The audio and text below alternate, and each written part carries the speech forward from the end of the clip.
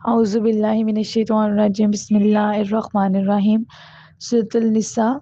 آیت نمبر 176 آج ہم نے پڑھنی ہے، تو سٹارٹ کرتے ہیں اپنا آج کا کام۔ بسم اللہ الرحمن الرحیم۔ یستفتونک، وہ فتویٰ پوچھتے ہیں آپ سے۔ قل اللہ، آپ فرمائیے اللہ تعالیٰ، یفتیکم، فتویٰ دیتا ہے تمہیں، فی الکلالۃ، کلالہ کے بارے میں۔ ان امرؤن، اگر کوئی آدمی ملکہ فوت ہو جائے، لیسا نہ ہو، لہو جس کی، ولدن کوئی اولاد، والا ہو اور اس کی، اختن ایک بہن، فلاحت تو بہن کا، نصف حصہ، ما ترکا جو اس نے چھوڑا، وہوا اور وہ، یرثوہا وارث ہوگا اپنی بہن کا، ان لم یکن نہ ہو، لہا اس کی، ولدن کوئی اولاد، فإن پھر اگر کانت اثنتین، پھر اگر دو ہوں، فلہما تو ان دونوں کی، ثلثانی دو تہائی ملے گا، مما اس سے جو ترکا اس نے چھوڑا، وإن اور اگر کان ہوں، اخوتن بہن بھائی، رجال مرد بھی، ونساء عورتیں بھی، فللذکر تو مرد کا حصہ، مثل برابر، حظ الانثیین حصہ دو بہنوں کے، یبین صاف صاف بیان کرتا ہے اللہ اللہ تعالیٰ، لکم تمہارے لیے، ان تدلوا تاکہ نہ گمراہ ہو، واللہ اور اللہ تعالیٰ، بکل شیء ہر چیز کو، علیم خوب جاننے والا ہے۔ آخری آیت ہے آپ کی سورۃ النساء کی، اس کی ذرا ہم دیکھ لیتے ہیں، ترجمہ بھی اور ساتھ ساتھ تفسیر بھی دیکھ لیں گے۔ تو آیت کا پہلا پارٹ دیکھتے ہیں۔ اے پیارے رسول مکرم صلی اللہ تعالیٰ علیہ وآلہ وسلم، لوگ آپ سے فتویٰ پوچھتے ہیں، آپ فرمائیے اللہ تعالیٰ تمہیں کلالہ کا حکم دیتا ہے، یا کلالہ کی میراث کے بارے میں یہ حکم دیتا ہے۔ اب کلالہ کا ورڈ آیا تو سب سے پہلے ہم اس کی تفسیر دیکھ لیتے ہیں کہ کلالہ کیا ہے۔ تو کلالہ اس مرد یا عورت کو کہا جاتا ہے جس کی موت کے وقت نہ اس کی ماں باپ زندہ ہوں اور نہ ہی اولاد یعنی لڑکی یا لڑکا بھی زندہ نہ ہوں۔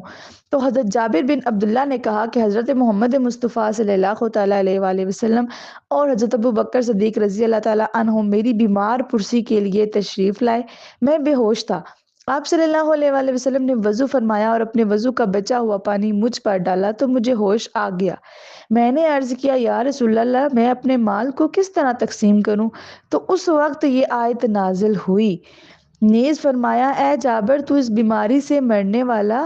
نہیں ہے، چونکہ حضرت جابر اس وقت کلالہ تھے، یعنی نہ تو ان کے والدین زندہ تھے اور نہ ہی اولاد، صرف بہنیں تھیں، اسی لیے انہوں نے اپنی وراثت کی تقسیم کے بارے میں سوال کیا۔ اس حدیث سے معلوم ہوا کہ حضور پاک صلی اللہ علیہ وآلہ وسلم کی بابرکت پانی سے حضرت جابر کی بیماری اور بے ہوشی ختم ہوگی۔ نیز حضور پاک صلی اللہ تعالیٰ علیہ وآلہ وسلم کی غیبی اطلاع کے مطابق حضرت جابر رضی اللہ تعالیٰ عنہ اس بیماری سے فوت نہیں ہوئے، بلکہ بعد میں بھی زندہ رہے اور فرمایا کرتے تھے کہ سورۃ النساء کی یہ آیت میرے حق میں نازل ہوئی۔ اسی آیت کا نیکسٹ پارٹ دیکھتے ہیں کہ اگر کوئی شخص بے اولاد مر جائے اور اس کی ایک بہن ہو تو میت کے ترکے سے بہن کا نصف حصہ ہے۔ اس سے کیا مراد ہے کہ کلالہ مرد اگر فوت ہو جائے اور اس کا ترکہ 3 لاکھ پاؤنڈ ہو تو اس کی وہ بہن جو صرف ماں کی طرف سے ہو لیکن اس کا باپ الگ ہو، تو اس بہن کا حکم اسی صورت کی آیت نمبر 12 میں بیان ہو چکا ہے۔ آیت نمبر یہاں اس بہن کا ذکر ہے جو سگی اور باپ کی طرف سے ہو، خواہ ان کی ماں ایک ہو یا الگ الگ، تو اس بہن کو کلالہ کی وراثت سے آدھا حصہ یعنی 1.5 لاکھ پاؤنڈ ملیں گے، اور اگر اس کا کوئی اور شرعی وارث نہ ہو تو بقیہ نصف بہن کی طرف لوٹ آئے گا۔ اور اگر کلالہ مرد یا عورت ہو اور اس کا وارث صرف ایک بھائی ہو تو یہ بھائی کلالہ کے سارے ترکے کا وارث ہوگا، یعنی پورے 3 لاکھ پاؤنڈ بھائی کو مل جائیں گے۔ یعنی کلالہ مرد کا اگر وہ کلالہ مرد فوت ہوتا ہے تو اس کی وراثت، اگر اس کا صرف ایک ہی بھائی ہے تو اس کو بھائی کو سارا حصہ ملے گا، اور اگر اس کی بہن ہے تو اس کی بہن کو آدھا حصہ ملے گا، اور بہن کے علاوہ اگر کوئی اور اس کا رشتہ دار ہے پھر تو وراثت اس میں تقسیم ہو جائے گی، لیکن اگر اس کے علاوہ بھی کوئی اور اس کا وراثت میں حصہ دار نہیں ہے، کوئی بھی زندہ نہیں ہے، تو پھر سارا ہی حصہ اس کی طرف لوٹ آئے گا۔ اسی آیت کا نیکسٹ پارٹ دیکھتے ہیں۔ اور وہ بھائی اپنی اس بہن کا وارث ہوگا اگر اس بہن کی کوئی اولاد نہ ہو، اگر 2 بہنیں ہوں تو ان دونوں بہنوں کا حصہ اس بھائی کے ترکے سے 2 تہائی ہے۔ دو تہائی سے کیا مراد ہے یہ دیکھتے ہیں کہ اگر کلالہ کی دو یا دو سے زائد بہنیں ہوں تو کلالہ کے تڑکے سے دو حصے یعنی 2 لاکھ پاؤنڈ ان بہنوں میں برابر تقسیم ہوں گے اور 1 لاکھ پاؤنڈ دوسرے شرعی وارثوں میں، اور اگر اس کے دیگر شرعی وارث نہ ہوں تو تیسرا لاکھ بھی انہی بہنوں میں برابر تقسیم کر دیا جائے گا۔ اگر کلالہ کی صرف بہنیں ہیں، اگر تو ایک بہن ہے تو اس کو آدھا حصہ ملے گا، اگر دو یا دو سے زیادہ بہنیں ہیں تو پھر اس کے مال کا جو دوسرا حصہ ہوگا، یعنی اگر 3 لاکھ پاؤنڈ ہے تو اس کا دوسرا 3 حصے برابر کیے جائیں گے، اس کے 2 حصے جو پہلے بنتے ہیں یعنی 2 لاکھ پاؤنڈ وہ بہنوں میں برابر تقسیم کر دیا جائے گا۔ اگر 2 بہنیں ہیں تو 1 1 لاکھ آ جائے گا، اگر 4 بہنیں ہیں تو 50 50 پاؤنڈ آ جائیں گے، ٹھیک ہے، 50 50 لاکھ پاؤنڈ آ جائیں گے۔ اس طرح سے آپ کو سمجھایا جا رہا ہے۔ اور دوسری بات یہ بھی بتائی جا رہی ہے کہ باقی اب یعنی اگر 2 بہنیں ہیں تو ان کی طرف 1 1 پاؤنڈ آیا، 2 یا 2 سے زیادہ بہنیں ہوں ٹھیک ہے، تو ان کو 1 1 لاکھ ان کے پاؤنڈ میں ہے اگر 2 بہنیں ہیں، تو 1 لاکھ پاؤنڈ بچ گیا نا جو باقی شرعی وارثوں میں تقسیم ہوگا۔ لیکن اگر باقی شرعی وارث نہیں ہے تو وہ 1 لاکھ پاؤنڈ بھی انہی بہنوں میں تقسیم ہوگا، یعنی پھر جتنی بھی اس کی وراثت ہے وہ ساری بہنوں میں برابر تقسیم کر دی جائے گی۔ نیکسٹ پارٹ دیکھتے ہیں، اور اگر بہن بھائی وارث ہوں، مرد بھی اور عورتیں بھی، یعنی اگر اس کے وارث بہنیں عورتیں بھی ہیں اور مرد بھی ہیں تو پھر اس میں کیا اس کا کیا حکم ہے؟ تو اگر کلالہ کے وارثوں میں بہن بھائی دونوں ہوں تو مرد کو 2 حصے اور عورت کو 1 حصے کے لحاظ سے دیا جائے گا، یعنی اگر 3 لاکھ پاؤنڈ ہے تو مرد کو 2 حصے دیں گے، 2 حصے اس کے 2 لاکھ پاؤنڈ بنتے ہیں، اور بہن کو 1 حصہ یعنی 1 لاکھ پاؤنڈ ملے گا۔ اگر صرف بہنیں ہیں تو ان کو آدھا حصہ ملے گا، اگر ایک بہن ہے تو اس کو آدھا ملے گا، اگر ایک سے زیادہ ہے تو پھر 2 حصے جو ہے نا اس کی وراثت کے برابر برابر تقسیم ہو جائیں گے۔ اگر بھائی ہے تو بھائی کو اس کا دوسرا حصہ ملے گا، اور اگر بھائی اور بہنیں دونوں ہیں تو پھر بھائی کو دوسرا حصہ ملے گا، سوری بھائی ہے، اگر صرف بھائی ہے تو وہ ساری اس کی جائیداد اسی کی طرف جائے گی، اور اگر بھائی اور بہنیں دونوں ہیں تو پھر 2 حصے بھائی کو ملیں گے اور 1 حصہ بہن کو ملے گا۔ اسی آیت کا لاسٹ بار دیکھتے ہیں، تو ایک مرد کا حصہ 2 عورتوں کے حصے کے برابر ہے۔ اللہ تعالیٰ تمہارے لیے اپنے احکام صاف صاف بیان کرتا ہے تاکہ تم گمراہ نہ ہو جاؤ، اور اللہ تعالیٰ ہر چیز کو خوب جاننے والا ہے۔ اس صورت کی آیت نمبر 12 میں اور اس آیت میں اللہ تعالیٰ نے میراث کے احکام تفصیل سے بیان کر دیے ہیں تاکہ لوگ اپنی مصلحتوں کے پیش نظر گمراہی کا شکار نہ ہوں، لوگ اپنے فائدے کے وجہ سے گمراہ نہ ہو جائیں۔ نیز یہ حصص یعنی یہ جو حصے تقسیم ہوئے ہیں اس قدر مطلق اللہ تعالیٰ نے مقرر فرمائے ہیں جو ہر ایک کی ضرورت اور ذمہ داری کو خوب جانتا ہے اور کسی پر ظلم نہیں کرتا۔ تو یہ چیز آپ لوگوں نے اب جو سورۃ النساء میں اسپیشلی جو پڑھا ہے آپ لوگوں نے اس کے حصوں کے مسائل، جی آپ کو آنے چاہیے بیٹے، اور یہ ساروں نے لکھنے ہیں اپنے پاس۔ آپ خود دیکھیں نا کہ اگر آپ لوگوں نے تو پڑھ لیا نا، اب یہ سارے حصے آپ لوگوں نے پڑھ لیے ہیں، آپ کو سمجھ بھی آگے ہوں گے، تو اب آپ نے ان لوگوں میں سے نہیں ہونا جو دوسروں سے جا کے پتہ کریں کہ اگر ہماری جائیداد ہے تو ہم کیسے تقسیم کریں، بلکہ آپ نے ان لوگوں میں سے ہونا ہے کہ جو دوسروں کو بتائیں گے۔ تو جو چیز آپ نے پڑھ لی سمجھے کہ وہ آپ کو سمجھ آ گئی، اگر نہیں سمجھ آئی تو مجھ سے پوچھے آپ، ایک دفعہ نہیں آنسر کرتی دوسری دفعہ پوچھ لیں۔ سم ٹائم میں مطلب میسج دیکھ کے زیادہ ہوتے ہیں تو کبھی کبھار کسی ایسی جگہ پہ ہوتے ہوں جہاں پہ میں میسج دیکھ لیتی ہوں بٹ رسپانس نہیں کر سکتی، اور بعد میں اس کو رسپانس کر نہیں سکتی، مجھے یاد نہیں رہتی، تو آپ دوبارہ یاد کروا دیا کریں۔ اس میں کوئی مطلب میں آپ کو پتہ ہے کہ میں نے کبھی غصہ نہیں کیا کہ آپ لوگ کیوں ایسے میسج کر رہے ہیں، کچھ بھی نہیں، بس مجھے میری روٹین کچھ اس طرح سے ہے کہ کبھی کبھار آپ کی میسج جو ہے نا وہ تھوڑا سا لیٹ میں آنسر کرتی ہوں، تو اس کے لیے معذرت۔ اور دوسری بات کہ میں نے آپ کو کہا تھا کہ سورۃ النساء کے آپ نے نوٹس بنانے ہیں، تو ابھی مجھے وہ نوٹس آپ کے چاہیے۔ آپ سب جو بچے سے جن کی سورۃ النساء کمپلیٹ ہوئی ہے انہوں نے ایک تو یہ اسپیشلی بیٹا سارے نوٹس نہ بنائیں آپ، لیکن جو مین مسئلے ہیں وہ آپ لازمی نوٹس بنائیں کہ اگر آپ سے کوئی پتہ کرتا ہے، دیکھیں آپ اگر انشاءاللہ آپ لوگوں کی تفسیر قرآن پاک کی کمپلیٹ ہوتی ہے تو آپ کو انشاءاللہ بری محفل میں ایک سرٹیفکیٹ دیا جائے گا، تو اس بری محفل میں اگر آپ کو سرٹیفکیٹ دیا جا رہا ہے، پھولوں کے گجرے پہنائے جا رہے ہیں، آپ کو تحفے کے طور پر کچھ بک دی جا رہی ہے، کوئی کتاب دی جا رہی ہے کہ آپ نے ایک اچھا کام کیا، اور ایک قرآن پاک کی تفسیر یعنی سمجھے جو ہم پہ فرض ہے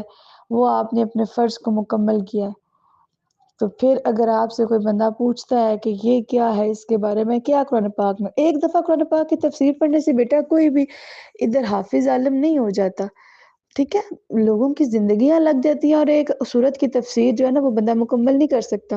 اور جی شروع میں آپ نے پڑھا بھی کہ کتنے سال ان کو لگے تھے حضرت عمر کو تفسیر پڑھنے میں، 12 سال، 10 یا 12 سال کا آپ نے عرصہ پڑھا تھا، اور پھر دیکھیں کہ 10 12 سال بعد انہوں نے ختم کی تھی، اور پھر وہ کتنے خوش ہوئے تھے کہ انہوں نے اونٹ ذبح کیے تھے اس خوشی میں کہ میری تفسیر میں نے پڑھی ہے۔ اور وہ ابھی مجھے صحیح یاد نہیں ہے، لیکن میرے خیال سے کسی ایک سورت کی انہوں نے تفسیر مکمل کی تھی۔ تو تفسیر وہ چیز ہے کہ آپ جتنی مرضی بک سے پڑھیں گے نا، آپ کو مزید نالج ملے گا۔ تو جتنا نالج آپ لوگ لیں گے اتنا آپ لوگوں کے لیے اچھا ہے، لیکن کم از کم ابھی جو آپ لوگ جس بک سے پڑھ رہے ہیں اس بک کا مٹیریل آپ کے پاس لکھا ہونا چاہیے۔ اگر آپ سے کوئی بندہ کسی مسئلے کے بارے میں پوچھتا ہے تو آپ زبانی نہیں تو کم از کم آپ کو اتنا تو یاد ہوگا نا، یہ میں نے اس صورت میں پڑھا تھا۔ اور نوٹس اس طرح سے بنائیں کہ ہر صورت کے شروع میں یا پھر اینڈ پہ بنا لیں، کیونکہ پوری صورت پڑھنے کے بعد آپ کو اینڈ پہ ہی پتہ لگے گا کہ اس کے کی پوائنٹس کون سے ہیں۔ تو آپ جیسے ایک ایسے لکھتے ہیں اور اس کے کچھ ہیڈنگز بنا لیتے ہیں، تو سیم لائک آپ ہر صورت کے بھی اسی طرح سے کریں، اس کے نوٹس بنائیں، اور نوٹس میں آپ لوگ ہیڈنگ کا یا وہ اس کے کی پوائنٹس کا ایک پیج چھوڑ دیں پہلے، اس پیج پہ آپ اس کی ہیڈنگز بنا لیں، اس صورت کی جتنے بھی مین جو اس میں مسئلے آ رہے ہیں، اور پھر نیکسٹ آپ ون بائی ون اسی جو آپ نے ادھر ہیڈنگز دی ہوئی نا انہی ہیڈنگز کو آگے لے کے چلیں اور ایک ایک مسئلے کو لکھ لیں، تاکہ آپ کا وہ ایک اس طرح سے ایسے ٹائپ ہو جائے گا لکھنا، تو آپ کو یاد رہے گا کہ کس آپ نے پھر بنائنڈ پہ صرف وہ کی پوائنٹس یاد کر لیتا ہے۔ جب آپ ایک دو دفعہ پڑھ لیں گے تو پھر آپ کو انشاءاللہ یہ چیزیں تو یاد ہو جائیں گی، پھر صرف آپ نے یہ چیز یاد رکھنی ہوگی کہ کس صورت میں کون سی چیزیں بیان ہوئی ہیں۔ تو وہ 2 3 دفعہ بندہ پریکٹس کرتا ہے، یاد ہو جاتا ہے کہ صورت میں کون سی چیز بیان ہوئی ہے۔ جیسے ایسے ہوتا ہے، ایسے کہ صرف ہیڈنگز یاد کرنا کتنا آسان کام ہے نا، تو اسی طرح یہ قرآن پاک کی صورتیں ہیں ان کے آپ ہیڈنگز یاد کر لیں گے تو آپ کو آئیڈیا ہو جائے گا کہ صورت میں کون سی بات بیان کی جا رہی ہے۔ پھر اگر آپ سے کوئی بندہ کوئی سوال کرتا ہے تو ایٹ لیسٹ آپ اس قابل تو ہوں گے کہ اپنے نوٹس اوپن کر کے ان کو بتا تو سکتے ہیں، ان کو پڑھا تو سکتے ہیں، ان کو سمجھا تو سکتے ہیں۔ اور نوٹس اوپن کر کے بھی نہیں، اور اگر آپ سے کوئی مطلب ویسے پوچھتا ہے، کوئی آپ کے چھوٹے بہن بھائی ہیں، کزنز ہیں، کوئی آپ ان کو پڑھا رہے ہیں، تو آپ ان کے پاس زیادہ ٹائم نہیں ہے، آپ صرف ان کو اپنے نوٹس سے وہ مسئلے جو ہیں وہ بتا دیں کہ یہ قرآن پاک میں اللہ تعالیٰ نے حکم فرمایا ہے، تو یہ بھی بہت ہے۔ تو نوٹس لازمی بنانے ہیں، اس میں کسی قسم کی کوئی چھوٹ نہیں ہے۔ اور آج دن ہے فرائیڈے، آج کا کل سیٹرڈے ہے، سیٹرڈے کا دن لیں، سنڈے بھی لیں، سنڈے کو رات کو انشاءاللہ کلاس ہوگی، اور اسی لیے میں نے بلکہ اس ویکنڈ پہ آپ لوگوں کو پہلے لیکچر بھی نہیں سینڈ کیے، کیونکہ مجھے پتا تھا ایک ہی لیکچر ہے اور آپ نے نوٹس مجھے کمپلیٹ کر کے سینڈ کرنے ہیں۔ تو بیٹا سورۃ النساء کے نوٹس آپ نے بنا کے انشاءاللہ سنڈے کو شام تک کمپلیٹ کرنے ہیں۔ آپس میں ایک دوسرے کے ساتھ گروپ ممبر جو ہیں وہ تھوڑا سا کر لیں کوپریٹ، بے شک آیات ڈیوائیڈ کر لیں۔ اگر آپ کی 176 آیات ہیں تو آپ گروپ کے 5 6 ممبرز بھی ہیں، تو آپس میں ڈیسائیڈ کر لیں کہ فرسٹ 40 آیات کے میں نوٹس بنا لوں گی، اگلی 40 کے اس طرح سے نام ڈیسائیڈ کر کے اتنی اتنی آیات کے نوٹس بنا لیں۔ تو کل رات تک کر لیں کہ ہر بندہ اپنی 40 آیات کی جو نوٹس ہیں وہ گروپ میں سینڈ کر دے، اور سنڈے کو بیٹھ کے سارے بندے وہ 40 آیات کے مکس کر کے لکھ لیں، ٹھیک ہے۔ لازمی نہیں ہے کہ ہر جو ہے نا، اگر ہر کوئی اپنا کرنا چاہے تو وہ ویری ویل اینڈ گڈ، بہت اچھی بات ہے، کسی کے پاس ٹائم ہے تو بہت اچھا ہے کہ اگر کوئی بندہ خود ہی مطلب اپنے سارے نوٹس خود بنانا چاہتا ہے تو وہ بھی بہت اچھی بات ہے۔ لیکن اگر آپ اس طرح سے کام کو ڈیوائیڈ بھی کر لیں تب بھی نو ایشو، ایک دوسرے کو سمجھا لیں کہ ہم نے اس طرح سے نوٹس بنانے ہیں اس طرح سے، تو آپ لوگ وہ کر لیں، یا پھر کوئی ایک بندہ جو ہے وہ گروپ لیڈر بن جائے اور وہ اس صورت کی جو مین ہیڈنگز ہیں وہ لکھ لیں کہ اس صورت میں کون کون سے مسئلے آئے ہیں، ٹھیک ہے۔ پھر ایک ایک مسئلہ سب کو دے دیں کہ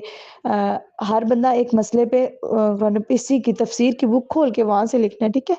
اپنے الفاظ میں لکھ لیں بے شک، لیکن قرآن پاک کا یہ ہے کہ بات بالکل ٹھیک لکھی ہوئی ہو، اس میں کسی قسم کا شک نہ ہو،